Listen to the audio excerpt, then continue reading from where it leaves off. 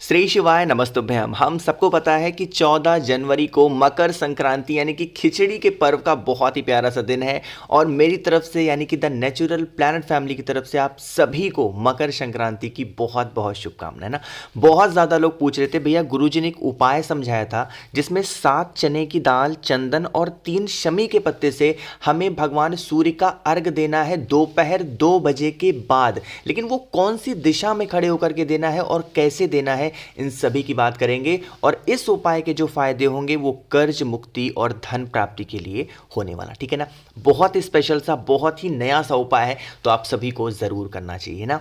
देखो, सबसे पहले हमें कौन सी वो 3 चीजों को लेनी है, पहले आप ये समझ लो। इसके लिए हमें जरूरत पड़ेगी चंदन की, है ना।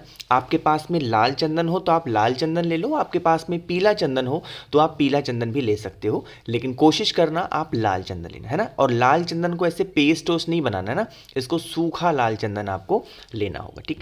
इतना ले लिया। साथ ही साथ अब आपको यहाँ पे जरूरत पड़ने वाली है शमी के पत्ते की। कितने शमी के पत्ते लेने हैं? 3 शमी के पत्ते आपको लेने हैं। ध्यान रखिएगा, कितने लोगे? 3 शमी के पत्ते आपको लेने हैं। शमी के पत्ते के साथ में हमें लेनी है दाल। कौन सी दाल लोगे? चने की दाल लेंगे, वो भी कितने दाने? गिन करके 7 दाने आपको लेने हैं चने की दाल। बातें समझ में आई क्या?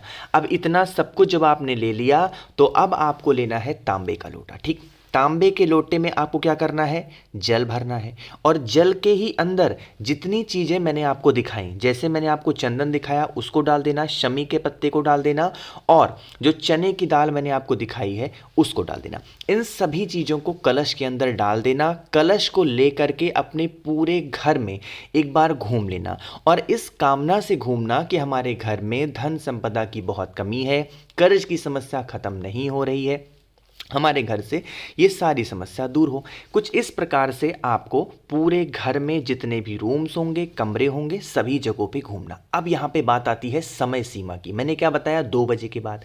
2 बजे के बाद क्यों करना है? देखो, आपको पता होगा इस वर्ष यानी कि 2025 में जो अपना मकर संक्रांति आया है वो 14 तारीख को आया है। इससे पहले यानी कि 2024 में, 23 में और 22 में जो मकर संक्रांति था वो 15 जनवरी को था। इस बार 14 जनवरी को है, और 14 को दोपहर 2:58। इसका मतलब यह है कि आप इस उपाय को कब करोगे? लगभग 3 बजे के आसपास करेंगे।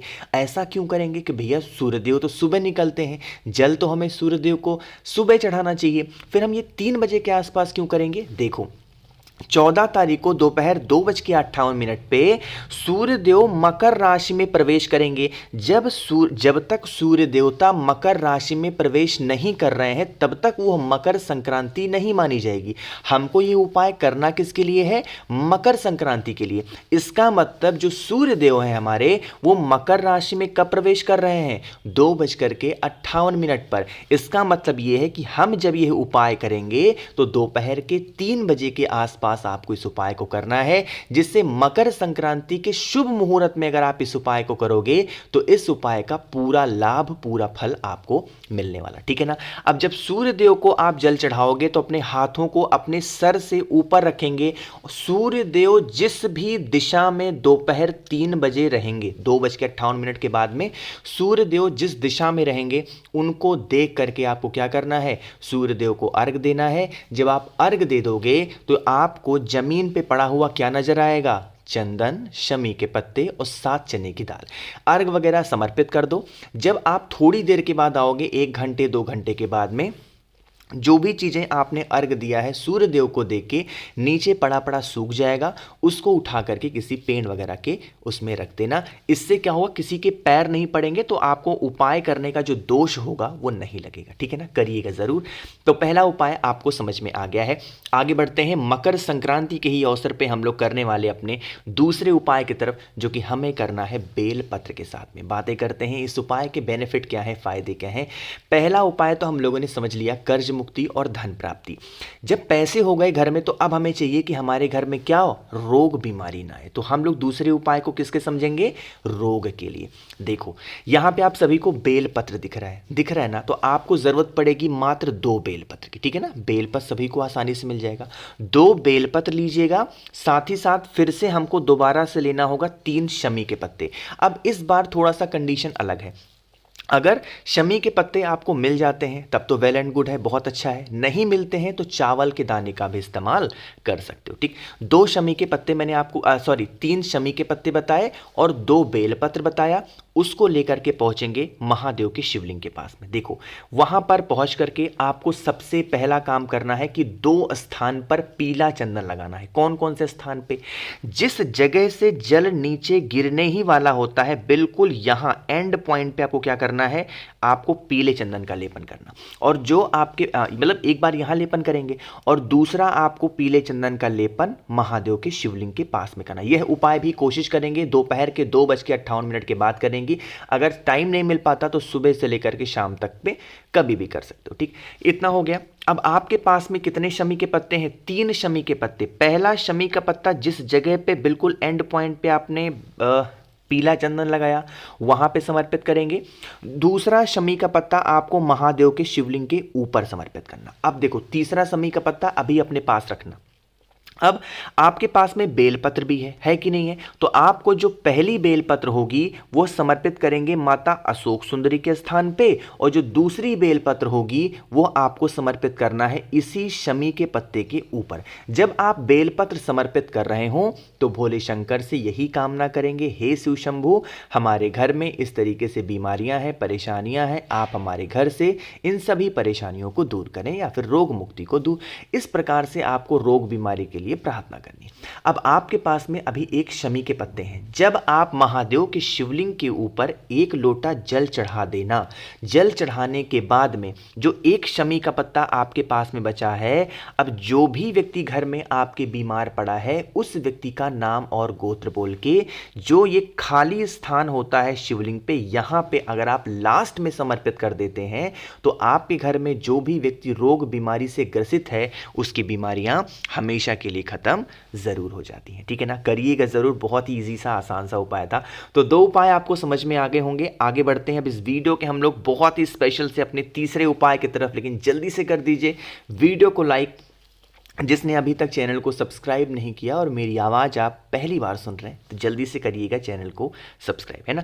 देखो, मकर संक्रांति के दिन ना जो शमी के पत्ते होते हैं ना उनका बहुत बड़ा महत्व माना जाता है। ठीक है ना, तो इसीलिए मैं जो भी उपाय की बात कर रहा हूँ शमी के पत्ते ले रहा हूँ।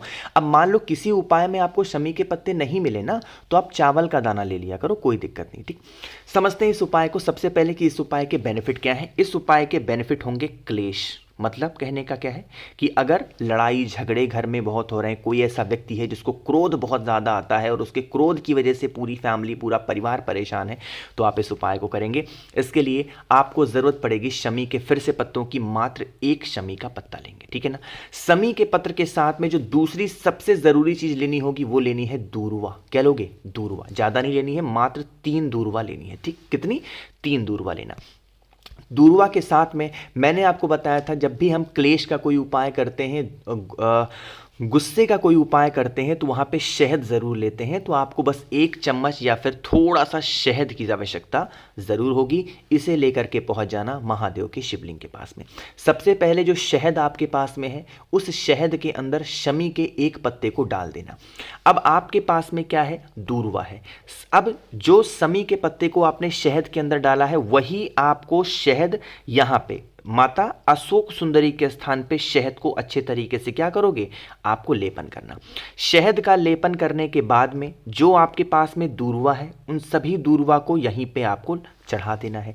जब दूर्वा को समर्पित करेंगे तो अब आप लोगों को जो भी व्यक्ति घर में क्रोध कर रहा, गुस्सा कर रहा, लड़ाई कर रहा, झगड़े कर रहा, उस व्यक्ति का नाम और गोत्र बोल के 1 शमी का पत्ता शहद में डाल करके महादेव के शिवलिंग के ऊपर अवधूतेश्वर महादेव, फिर से बोल रहा हूं, अवधूतेश्वर महादेव के नाम से अगर आप समर्पित कर देते हैं तो आपके घर में, फैमिली में, परिवार में कभी संकट नहीं आएगा और जो भी व्यक्ति क्रोध कर रहा, गुस्सा कर रहा, उसका गुस्सा भी शांत जरूर होगा। इतना सब कुछ करने के बाद में लास्ट में आपको 1 लोटा शुद्ध जल तांबे के लोटे से श्री शिवाय नमस्तुभ्यम का जप करके जरूर समर्पित करना होगा। ठीक, तो 3 उपाय समझ में आ गए हैं। सबसे आखिरी और बहुत ही छोटे से उपाय की हम लोग बात करने जा रहे हैं जो कि आपको करना है लौंग के साथ में।